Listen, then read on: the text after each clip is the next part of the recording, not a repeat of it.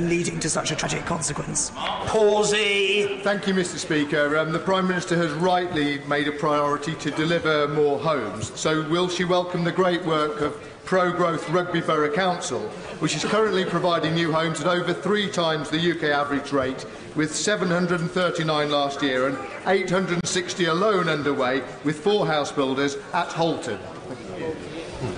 Prime Minister. So, to my honourable friend, I'm very happy to commend the work of his local council in providing more homes. I think this is very important. I'm also pleased that under this government, last year we saw more homes being built than in any year in the last 30 years, bar one. That is a record that we should be proud of, and obviously his council is very helpfully contributing to that. I'm sure will continue to support the real need to ensure that we have sufficient homes for families up and down this country. Martin Doherty-Hughes. Thank you, Mr. Speaker. You will know that Western Berkshire has 2 notable anniversaries this week. Today, the 78th anniversary of proportionally the worst aerial bombardment in the history of the United Kingdom, the Clydebank Blitz. I'm sure the Prime Minister would wish to be the first ever British Prime Minister to note it. And secondly, on Monday, my constituent Jagtar Singh Johal will have been incarcerated for 500 days without trial, but have suffered trial by media, sanctioned, some would say, by the Indian state. And I appreciate that ministers are working very hard, but can the Prime Minister now say to their own Foreign Secretary, no guilt has been yet done, there has been no trial, why will they not meet with both myself, the constituency MP, and the family to hear what the impact of this incarceration is having on them? Prime Minister. First of all, I recognise the point that he made about the aerial bombardment that took place all those many years ago and the impact that that had on the local community. On the specific case, ministers are dealing with this. They have been actively involved in this case. I will ensure, obviously, the Foreign Secretary has heard the request that he has put forward for a specific meeting. I believe one of the ministers is actually dealing with this case and will, I'm sure, be pleased to meet with him. Finally, Alberto Costa. Thank you, Mr. Speaker. The media have started calling this place a failing parliament. There was nothing failing about this place 3 weeks ago when we unanimously voted to protect the rights of citizens, British and EU nationals here. Aside from the letter that the Secretary of State has written to Michel Barnier, can the Prime Minister update this House on what she has personally done? For example, has she phoned Merkel and Macron or President Tusk to help protect British citizens in the EU and EU nationals here? Prime Minister. Yes, I'm happy to tell my honourable friend that I have spoken to a number of EU leaders about the desire that we have for UK citizens in their countries to be fully protected were there a no deal and to be protected on a reciprocal basis. Some countries have already published legislation. We want to make sure that the basis on which they're providing guarantees for UK citizens is on the same basis as we're providing guarantees for EU citizens here. Thank you. Order.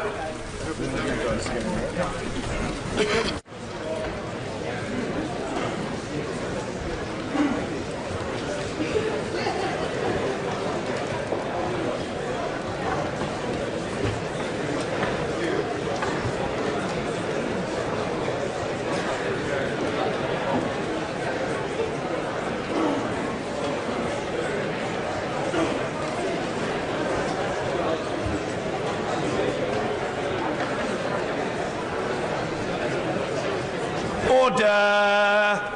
Spring statement. The Chancellor of the Exchequer. Thank you, Mr. Speaker. Mr. Speaker, I'm acutely conscious of the fact that the House has other pressing matters on its mind today, and to avoid making this statement any longer than necessary, I'm laying a WMS which contains additional announcements and provides further details of those that I will make. Mr. Speaker, last night's vote leaves a cloud of uncertainty hanging over our economy, and our most urgent task in this House is to lift that uncertainty. But the economy itself is remarkably robust. It has grown for 9 consecutive years, with the longest unbroken quarterly growth run of any G7 economy, and is forecast to continue growing in each of the next 5 years. An economy that has created over 3.5 million net new jobs under Conservative-led government, that has almost halved Labour's shocking legacy of youth unemployment, that has seen female participation in the workforce increase to record levels, and that is now delivering the fastest rate of wage growth in over a decade. An economy that has defied expectations and will provide the solid foundation that Britain needs to seize the opportunities that the future offers. A far cry, I have to say, from the 8 recessions and mass unemployment predicted by the House's very own Nostradamus over there, the Shadow Chancellor. Perhaps, Mr. Speaker, not so much an astronomer as a man living in a parallel universe. And thanks to the difficult decisions that we've taken in the last 9 years and the hard work of the British people, I can also report today on public finances that continue to improve, so that provided we do reach a deal to leave the European Union with an orderly transition, and provided we avoid the disaster of a government led by the front bench opposite, this country, for the first time in a decade, will have genuine and sustainable choices about its future. Today's OBR report marks another step on Britain's road out of austerity, and I'd like to thank Robert Choate and his team for their work. Despite the slowing world economy, the OBR expects Britain to continue to grow in every year of the forecast, at 1.2% this year, with both the IMF and the OECD forecasting the UK to grow faster than Germany. Then 1.4% in 2020, as forecast at the budget, and 1.6% in each of the final 3 years. Cumulative growth over the 5 years now slightly higher than the budget forecast. Meanwhile, Britain's remarkable job story is set to continue. By 2023, the OBR expect to see 600,000 more new jobs in our economy. And despite the constant attempts from the opposition front bench to talk down our remarkable achievement on jobs, the fact, Mr. Speaker, is this. Last year, 96% of new jobs were full-time. And there's positive news on pay too, with the OBR revising up wage growth to 3% or higher in every year. And with inflation now around the target throughout the forecast period, that means real wage growth in every year of the forecast. A growing economy, a thriving labour market, inflation on target, Mr. Speaker, a solid foundation on which to build Britain's future. And there's good news on the public finances too. Borrowing this year will be just 1.1% of GDP, £3 billion lower than forecast at the autumn budget, and a staggering £130 billion lower than in the last year of the Labour government. But what is really staggering, Mr. Speaker, is that the Shadow Chancellor's critique of that government is that it didn't spend enough. Looking forward, borrowing will fall from £29.3 billion in 2019-20, then £21.2 billion, £17.6 billion, £14.4 billion, and finally £13.5 billion in 23-24, its lowest level in 22 years. We remain on track to meet both our fiscal targets early, with the cyclically adjusted deficit at 1.3% next year, falling to just 0.5% by 2023-24, and with headroom against our fiscal mandate in 2021 increasing from £15.4 billion at the autumn budget to £26.6 billion today. Less borrowing means less debt, now lower in every year than forecast at the budget, falling to 82.2% of GDP next year, then 79%, 74.9%, 74%, and finally 73% in 23-24. Our national debt falling sustainably for the first time in a generation. Mr. Speaker, a major milestone on the road out of the crisis we inherited from Labour, and a key dividing line today between a shadow chancellor whose plans would send debt soaring above 100% of GDP and a Conservative government committed to delivering world-class public services and keeping our national debt falling.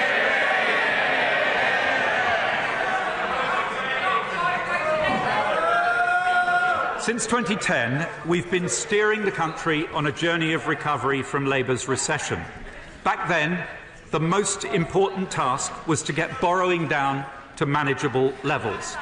But when I became Chancellor in 2016, I recognised that with the progress we'd already made, as well as getting Britain's debt down, our continued success as a nation would depend on investing in our future, supporting our vital public services and keeping taxes low to attract talent and investment. I called it a balanced approach, and it is delivering. With the highest sustained levels of public capital investment in 40 years, cuts in income tax for more than 30 million people in 3 weeks' time, cuts that they voted against, Mr. Speaker, and debt on a sustained downward path for the first time in a generation. I've made over £150 billion of new spending commitments since 2016, and at the budget, I announced that the long but necessary squeeze on current public spending would come to an end at the upcoming spending review, setting out an indicative 5-year path of 1.2% per annum real terms increases in day-to-day spending on public services, compared to real terms cuts of 3% per annum announced at SR 2010 and 1.3% cuts at SR 15. We've made our biggest choice on public spending, putting the NHS first in line, as the British public would expect, with my right honourable friend the Prime Minister's announcement of £34 billion of additional funding per year by the end of the period, the single largest cash commitment ever made by a peacetime British government to support our long-term plan for the NHS, delivering, Mr. Speaker, improved cancer and mental health care, a transformation of GP services, more doctors, more nurses and better outcomes for patients. Now we need to address wider departmental spending for the next review period. So I can confirm today that, assuming a Brexit deal is agreed over the next few weeks and the uncertainty that is hanging over our economy is lifted, I intend to launch a full 3-year spending review before the summer recess, to be concluded alongside an autumn budget. It will set departmental budgets beyond the NHS to reflect the public's priorities between areas like social care, local government, schools, police, defence and the environment. And it will maximise value for taxpayers' money through a renewed focus on delivering high-quality outcomes.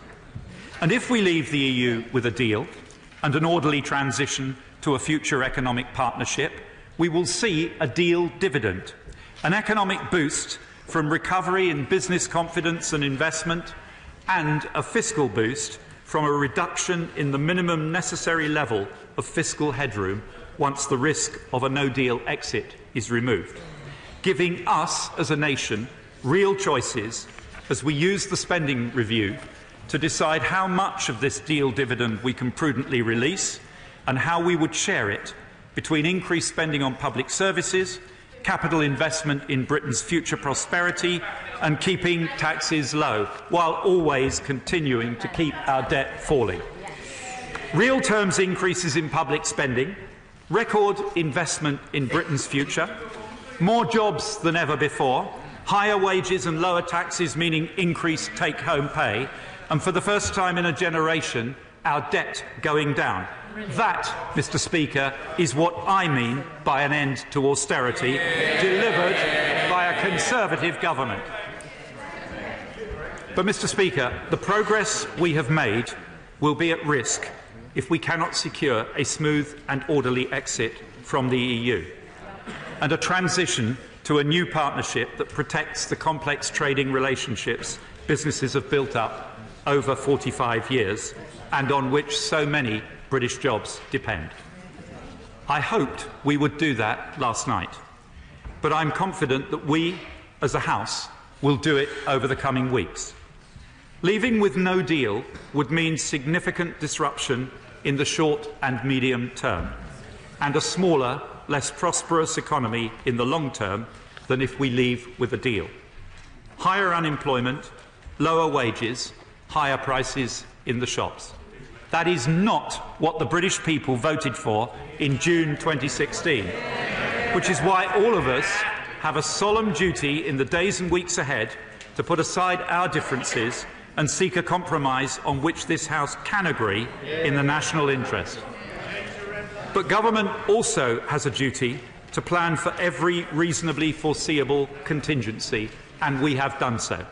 First, we have plans in place to minimise disruption to our financial system, and the Bank of England judges that it is resilient to any likely no-deal shock.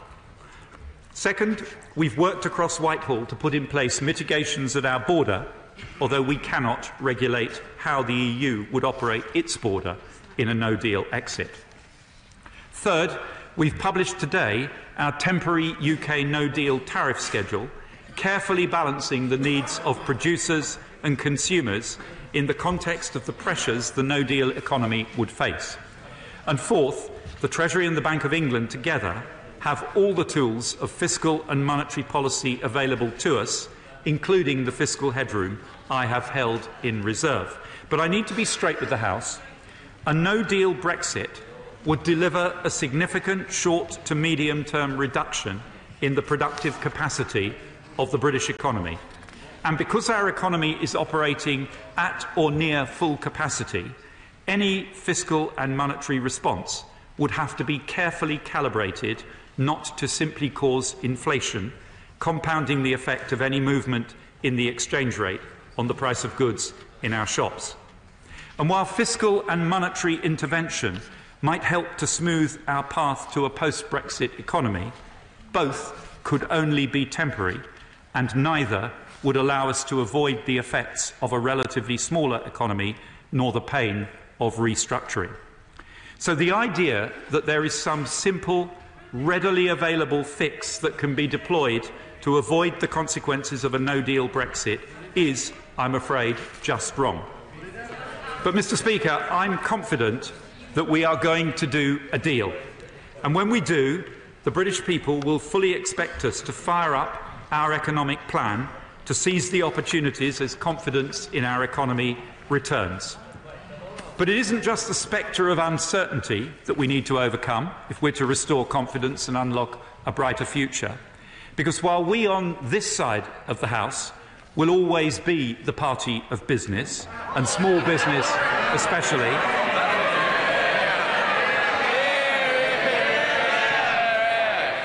Mr. Speaker, we will always be the party of business. But the Shadow Chancellor identifies business as the enemy. A government led by the Leader of the Opposition would chill the very marrow of our economy, destroying jobs and stifling innovation. And those are not my words, Mr. Speaker. They're the words of the former Labour member for Penistone and Stocksbridge. And she is right. So our task is to demonstrate to the British people that working with business through the mechanism of a well-regulated market economy, our plan will deliver a brighter future for them, so that they are never ever tempted by the empty promises and dangerous rhetoric of the front bench opposite. A plan which makes the most of the opportunities ahead as we make our own way, independent from, but in continuing partnership with the European Union. A plan to embrace the technologies of the future and equip British workers to use them. To back the enterprise and ambition of British business. To support our world-leading entrepreneurs, creators and innovators, inventors and discoverers. To build on the UK's fundamental strengths and competitive advantages so that we can slay once and for all the twin demons of low productivity and low wages and build an economy that works for everyone. Mr. Speaker, the only sustainable path to higher wages and rising living standards is to boost productivity. And to do that, we're investing in infrastructure, skills, technology and housing under our plan for Britain's future. With £37 billion in the National Productivity Investment Fund, the largest ever investment in England's strategic roads, the biggest rail investment programme since Victorian times, and a strategy for delivering a nationwide full fibre network by 2033. At SR19, we will set multi-year capital budgets following a zero-based review, protecting our record levels of capital spending while ensuring that investment is focused to deliver the greatest impact on productivity. And our investment strategy is benefiting the whole of the UK. I can announce today up to £260 million for the innovative Borderlands Growth Deal, covering the border regions of England and Scotland, on top of the £100 million HIF funding already announced for Carlisle. Negotiations are progressing on future deals for Mid Wales and Derry-Londonderry, and I reiterate today this government's commitment to the Northern Powerhouse Rail project and look forward to considering TfN's business case ahead of the spending review. We will publish the updated National Infrastructure Strategy alongside the spending review, and I'm publishing today a consultation on our approach to supporting private infrastructure investment once we leave the European Investment Bank and now that we've retired Labour's discredited PFI. But raising our productivity isn't just about investing in physical capital, it's also about investing in people. The Auger Review will be published shortly and will represent an important contribution to our overall plan for post-18 education. The Government will respond later in the year. We're committed to returning technical and vocational skills to the heart of our educational system, with the new T-level system on track to deliver the first 3 routes in 2020, the first phase of the National Retraining Scheme starting this summer, and the apprenticeship programme rolling out 3 million new high-quality apprenticeships. And to help small businesses take on more apprentices, I can announce that I am bringing forward the £700 million package of reforms I announced at the budget to the start of the new financial year in April. The productivity agenda is, above all, about increasing the wages of the lowest paid, and the pay of a full-timer on national minimum wage has risen by £2,750 a year since 2016. We've confirmed the Low Pay Commission's remit for the national living wage to reach 60% of median earnings by 2020. But later this year, we will need to set a new remit beyond 2020. We want to be ambitious, driving productivity across the income distribution with the ultimate objective of ending low pay in the UK. But we also want to take care to protect employment opportunities for lower paid workers. So we've asked Professor Arin Dubé, a world-leading expert in the field, to undertake a review of the international evidence on the employment and productivity effects of minimum wage rates. This study will support the extensive discussions that we'll be having with employer organisations, trades unions and the LPC itself over the coming months, starting with a roundtable which I will chair next month. So, Mr. Speaker, while the opposition frontbench grandstands, this Conservative government is delivering sustainable pay rises for millions of British workers. Mr. Speaker, alongside our commitment to give British workers the skills they need is a commitment to maintaining the openness of our economy to talent from around the world. As we leave the EU, free movement of people will end, and we will take back control of our borders. My right honourable friend, the Home Secretary, has set out a framework for a future immigration system in the Immigration White Paper, focused on attracting those with the skills we need in the UK economy, no matter where they come from. We've committed to consulting with business to ensure that the new system supports the needs of our economy. And as we do so, I can announce that from June, we will begin to abolish the need for paper landing cards at UK points of entry, and we will allow citizens of the USA, Australia, New Zealand, Canada, Japan, Singapore and South Korea to start using e-gates at our airports and Eurostar terminals, alongside the EEA nationals who can already use them. And, Mr. Speaker, our ambition is to be able to go further in due course, a signal to the world of our commitment to global Britain. Another key pillar of our plan is backing Britain to remain at the forefront of the technology revolution that is transforming our economy. And to support that ambition, from this autumn, we will completely exempt PhD-level roles from the visa caps. Since 2016, we've launched our modern industrial strategy and committed an additional £7 billion to science and innovation, clear progress towards our target of total R&D spending reaching 2.4% of the economy. But technology does not stand still, and neither can we. So to maintain the UK's technological edge, we will invest £79 million in Archer 2, a new supercomputer to be hosted at Edinburgh University. I'm told that it is up to 5 times faster than the current generation of supercomputers, capable of a staggering 10,000 trillion calculations per second. And I'm told, Mr. Speaker, that with the right algorithms it might even be able to come up with a solution to the backstop. I'm allocating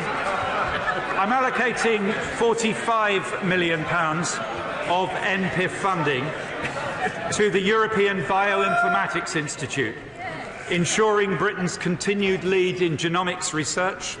I will guarantee our commitment to the UK's funding for the jet nuclear fusion reactor, whatever happens with Brexit, and invest £81 million in a new extreme photonics centre in Oxfordshire to develop new types of laser. Literally the cutting edge of technology, Mr. Speaker. Sorry about that. The digital economy presents enormous opportunities, but enormous challenges as well.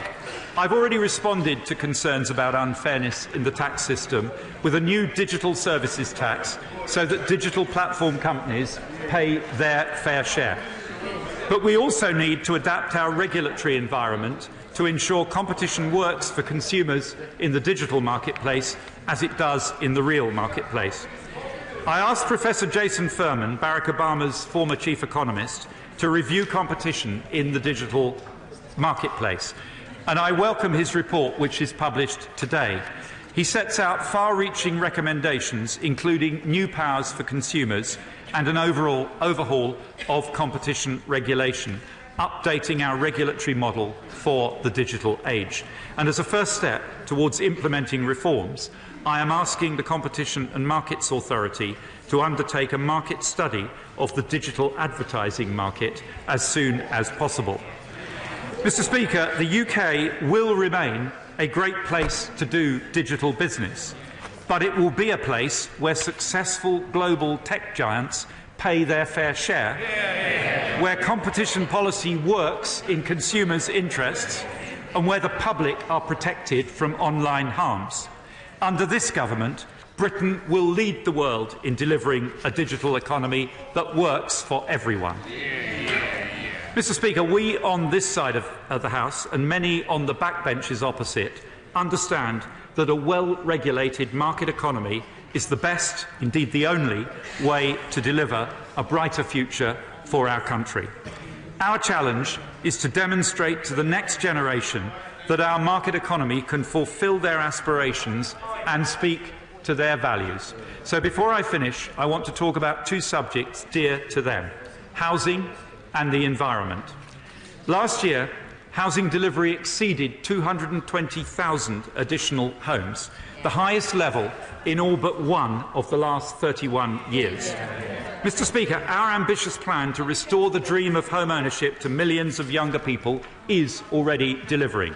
Planning reform to release land in areas where the pressure is greatest, a 5-year £44 billion housing programme to help raise annual housing supply to 300,000 by the mid-2020s, the Help to Buy equity loan scheme, abolition of stamp duty for first-time buyers, which has so far helped 240,000 people onto the property ladder, and restored the proportion of first-time buyers to above 50% for the first time in a generation. And today, I can announce a new £3 billion affordable homes guarantee scheme to support delivery of around 30,000 affordable homes, the launch next month of the £1 billion Enable Build SME Guarantee Fund that I announced at budget, and £717 million from the Housing Infrastructure Fund to unlock up to 37,000 new homes on sites in West London, Cheshire, Didcot and Cambridge, the latter two being at opposite ends of the Oxford-Cambridge arc, for which I am publishing a new vision statement today. Mr. Speaker, as with the challenge of adapting to the digital age, so with the challenge of shaping the carbon-neutral economy of the future, we must apply the creativity of the marketplace to deliver solutions to one of the most complex problems of our time, climate change, and build sustainability into the heart of our economic model. The UK is already leading the world, reducing the carbon intensity of our economy faster than any other G20 country, with ambitious and legally binding targets for the future. Today, I can announce our next steps. First, we will publish a call for evidence on whether all passenger carriers should be required to offer genuinely additional carbon offsets, so that customers who want zero carbon travel have that option and can be confident about additionality. Second, we will help small businesses cut their carbon emissions and their energy bills, publishing today a call for evidence on the Business Energy Efficiency Scheme that I announced at the budget.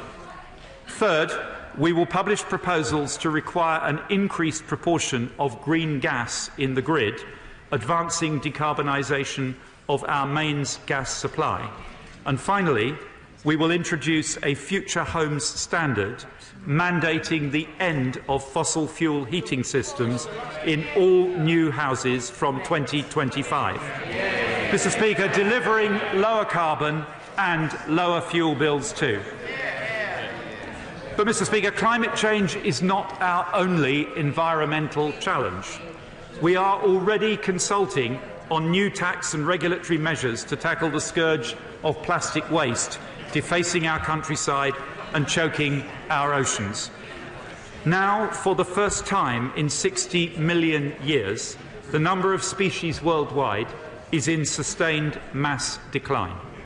The UK's 1,500 species of pollinators deliver an estimated £680 million annual value to our economy. So there's an economic as well as an environmental case for protecting the diversity of the natural world. So, following consultation, the government will use the forthcoming Environment Bill to mandate biodiversity net gain for development in England, ensuring that the delivery of much-needed infrastructure and housing is not at the expense of vital biodiversity.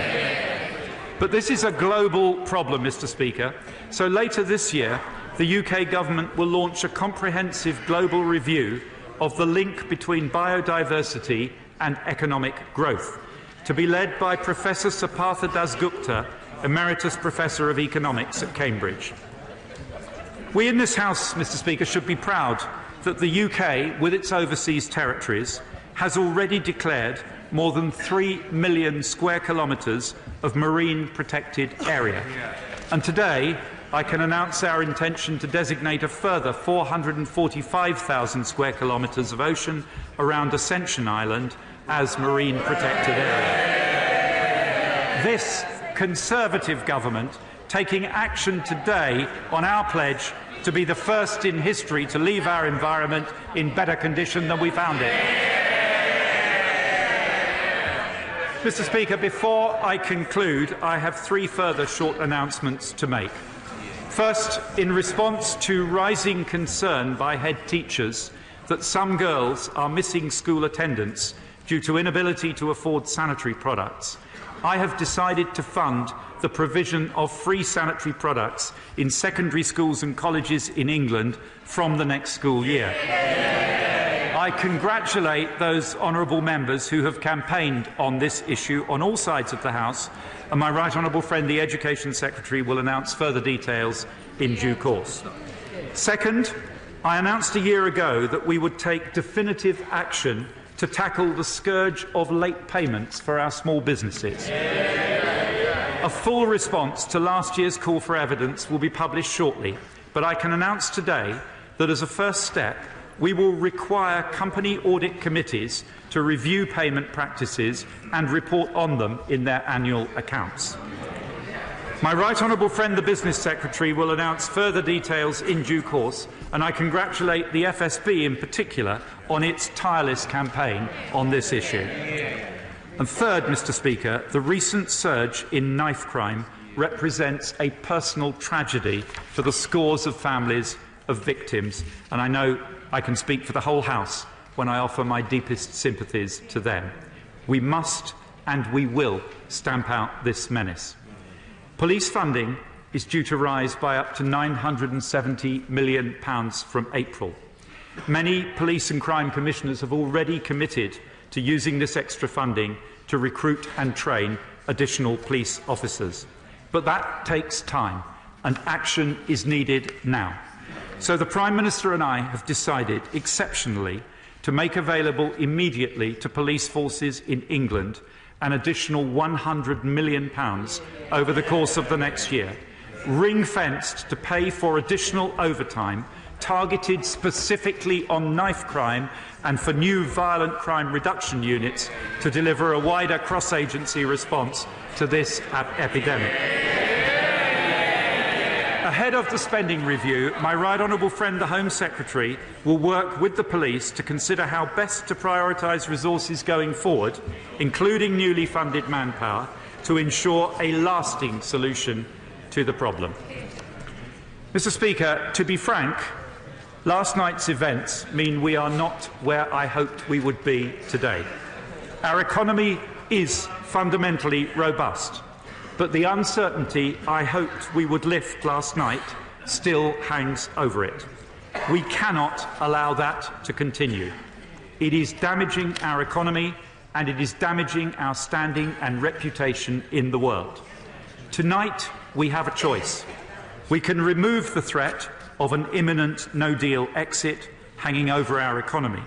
Tomorrow, we will have the opportunity to start to map out a way forward towards building a consensus across this House for a deal we can collectively support to exit the EU in an orderly way, to a future relationship that will allow Britain to flourish, protecting jobs and businesses.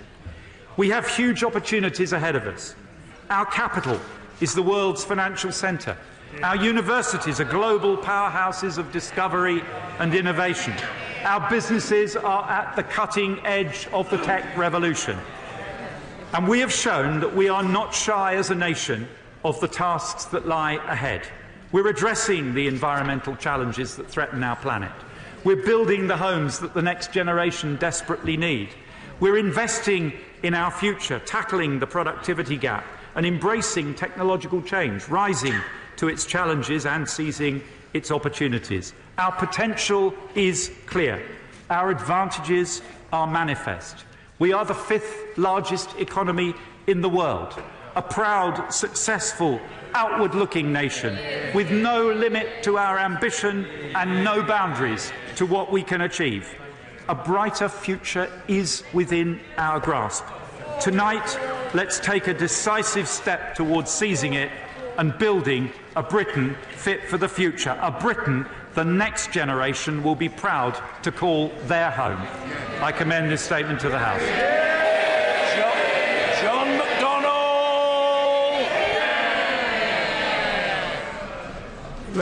Let me thank the Chancellor for providing me with an early sight of his statement no matter how heavily redacted. We have just witnessed a display by the Chancellor of this government's toxic mix of callous complacency over austerity and its grotesque incompetence over the handling of Brexit. Yep. Whilst teachers are having to pay for the materials their pupils need, working parents are struggling to manage as schools close early and their children are sent home. 5,000 of our fellow citizens will be sleeping in the cold and wet on the streets tonight. Young people are being stabbed to death in rising numbers. And the Chancellor turns up today with no real end or reversal of austerity, and to threaten us, because this is what he means, that austerity can only end if we accept this government's bad deal over Brexit. Let's look at some of the claims this Chancellor has made. The Chancellor has boasted about the OBR forecast of 1.2% growth this year. What he hasn't mentioned is that this has been downgraded from 1.6%. And downgrading forecasts is a pattern under this Chancellor. In November 2016, forecasts for the following year were downgraded from 2.2% to 1.4%. In the autumn 2017, forecasts for the following year were downgraded from 1.6% to 1.4%. As you know, economists are warning that what little growth there is in this economy is largely being sustained by consumption based upon high levels of household debt. And on the public finances, the Chancellor is boasting about bringing down debt. Let's remind him that when Labour left office, having had to bail out his friends in the city, many of them Tory donors, the nation's debt stood at £1 trillion. They have borrowed for failure, and they've added another $750 billion to the debt since then. More than any Labour government ever. On the deficit, he's boasting about the deficit. He has not eliminated the deficit as we were promised by 2015. He's simply shifted it. He's shifted it onto the shoulders of head teachers, NHS managers, local councillors and police commissioners. And worst of all, onto the backs of many of the poorest in our society. And the consequences are stark. Infant mortality has increased. Shocking. Life expectancy has reduced. And our communities, yes, are less safe. Yes. Police budgets have faced a cut of £2.7 billion since 2010, and nothing the Chancellor has said today will make up for the human and economic consequences of those cuts. The Chancellor talks about a balanced approach. There's nothing balanced about a government giving over £110 billion of tax cuts to the rich and corporations, whilst 87 people a day die before they receive the care they need. The number of children coming into care has increased every year for 9 years. And benefit freezers and the rollout of universal credit are forcing people into food banks to survive. I'll give him a quote, sending a message to the poorest and most vulnerable in our society that we do not care. The honourable member quoted was referring to the tax credits in 2015. The honourable member for South Cambridgeshire. The number of pensioners now officially living in severe poverty in the 5th largest economy in the world has reached 1 million. And we have a government condemned by the UN, for inflicting destitution on its own citizens. And you know, there's nothing balanced about the investment of this government across the country. Nothing balanced about a government investing over £4,000 per head in London on transport, and the north only £1,600. There's nothing balanced about a male child born in Kensington, Liverpool, who can expect to live 18 years less than a child born in Kensington and Chelsea. And on employment and wages, this is the government that has broken the historic link between securing a job and lifting yourself out of poverty. Shameful. The Chancellor has referred to a remarkable job story. What's remarkable is that this government has created a large-scale jobs market of low pay, long hours and precarious work. There's over 2.5 million people out there working below 15 hours a week. 3.8 million are in insecure work. Average wages, the Honourable General talks about pay, average wages are still below the level of 10 years ago. So it's hardly surprising, is it? It's hardly surprising that there are 4.5 million children living in poverty, 2/3 of them nearly in households where someone is at work. And the Chancellor has bragged about his record on youth unemployment. Let's be clear. Youth unemployment is 7% higher than the national average. It's higher than the OECD average and is at an appalling level for some communities. Some communities. 26% of young black people are unemployed. 23% of young people from a Bangladeshi or Pakistani background are unemployed. And the Chancellor has claimed the advance with regard to women's unemployment. What does he say? What he doesn't say is that women make up 73% of those in part-time employment, and they're disproportionately affected by the precarious work. And I just give one example. The income of single mothers by 2020 will have fallen by 18% since 2010. And according to the much-respected Women's Budget Group, women are facing the highest pay gap for full-time employees since 1999, all on his watch. The Chancellor has been claiming on levels of infrastructure and housing investment that he's on the way to delivering record sustained levels. Let's be clear, he's talking about wish lists. He's not talking about what the Conservatives have actually done. The UK ranks close to the bottom of OECD countries for public investment. We're the 24th out of 32 countries, according to analysis done by the TUC. And the Chancellor describes the biggest rail investment programme since Victorian times. Well, tell that to the people who faced the timetabling chaos last year.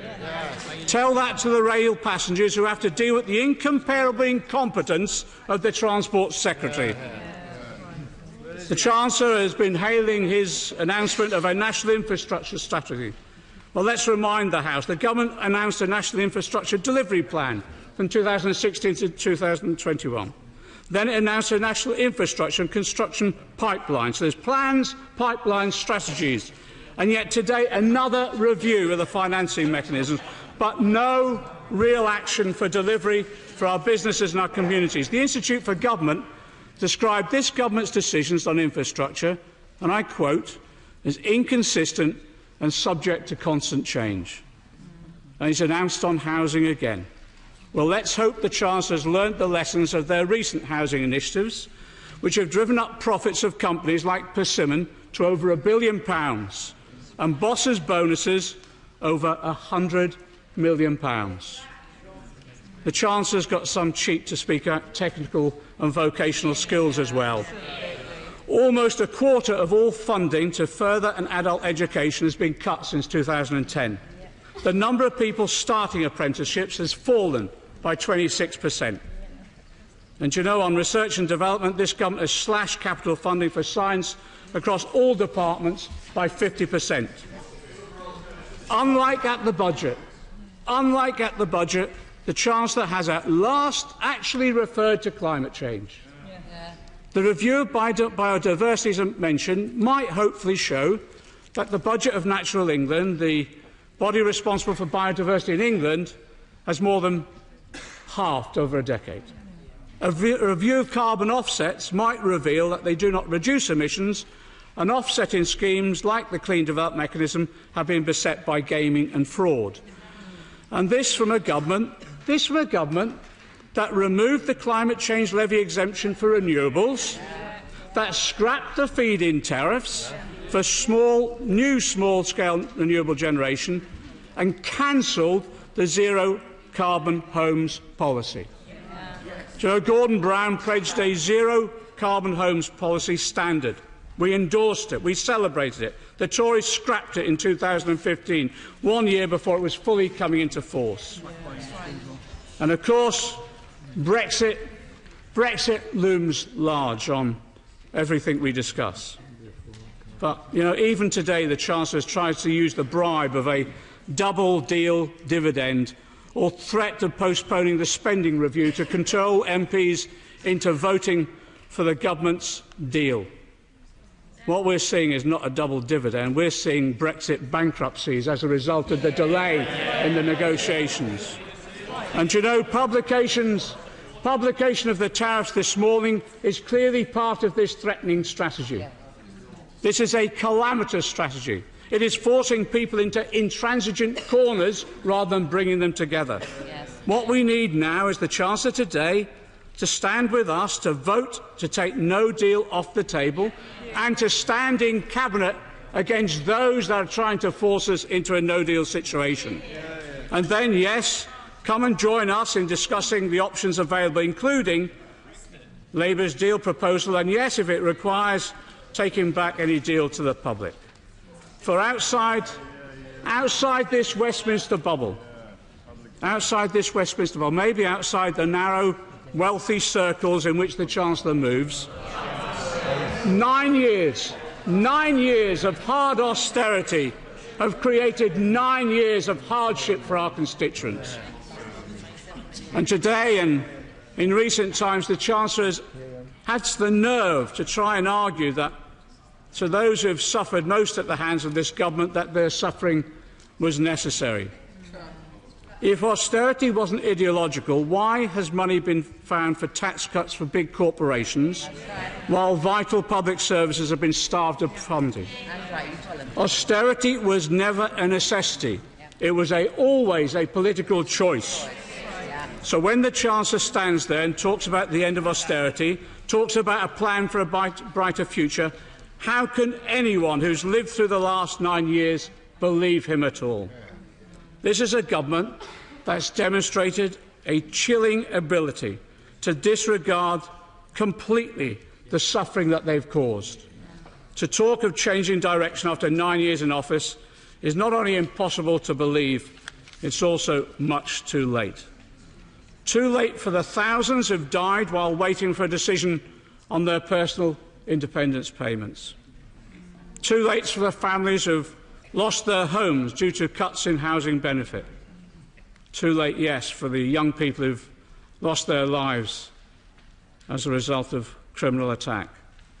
And too late also for those youngsters whose clubs have been and youth services have been savaged. This is the legacy of this Chancellor, and it's this that he'll be remembered for. He was the Shadow Chief Secretary to George Osborne and designed the austerity programme. History will hold him responsible for that. There are no alibis. He's implicated in every cut, every closure, every preventable death of someone waiting for hospital treatment or social care. It's time for a change. People have had enough. People have had enough. But people know also increasingly that they won't get the change they so desperately need from this tainted Chancellor or his government. It's time for change, and it's time for a Labour government. Well, Mr. Speaker, the same old recycled lines. I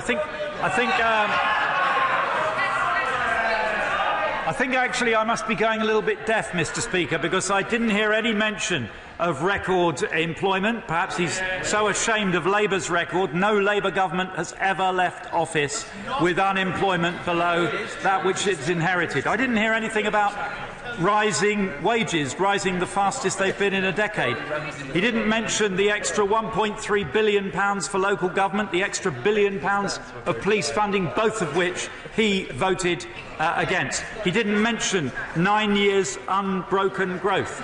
He didn't mention the fact that this economy is outperforming Germany this year. He witters on about manufacturing without any recognition of the global economic context in which this sits. Perhaps he doesn't inhabit the global economy, but if he did, he'd know very well that the downturn in manufacturing is happening across Europe and is affecting everyone. And he didn't mention, Mr. Speaker, the remarkable turnaround in our public finances and the real choices that we have as a consequence. Just relentlessly talking Britain and its economy down. Once again we hear this absurd proposition that the decisions we took in 2010 were some kind of political choice, as if you could go on borrowing £1 for every pound spent indefinitely, racking up interest bills, burdening future generations with debt. No responsible politician could credibly believe that these were choices in 2010. He talks about homelessness. We've tackled we've committed £1.2 billion to tackle homelessness and rough sleeping. I didn't hear any mention of that. He talks about the downgrade of the 2019 economic forecast without mentioning the global context. He confuses the debt and the deficit.